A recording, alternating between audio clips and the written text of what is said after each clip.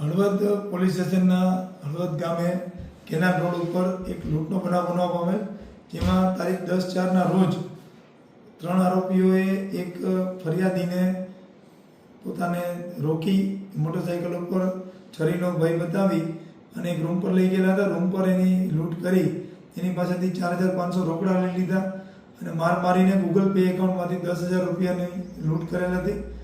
આ અંગે ગુનો દાખલ કરવામાં આવેલ, જે અનુસંધાને રાજકોટ રેન્જ આઈજીપી શ્રી અશોકકુમાર યાદવ સાહેબ તથા મોરબી એસપી શ્રી રાહુલ ત્રિપાઠી સાહેબની સૂચના અને માર્ગદર્શન હેઠળ પોલીસ ઇન્સ્પેક્ટર આરટી વ્યાસ અને એમના પીએસઆઈ કેએન જેઠવાએ મળેલ ખાનગી માહિતી આધારે કેટલાક ઇસમોને રાઉન્ડ અપ કરી અને પૂછપરછ કરેલ હતી.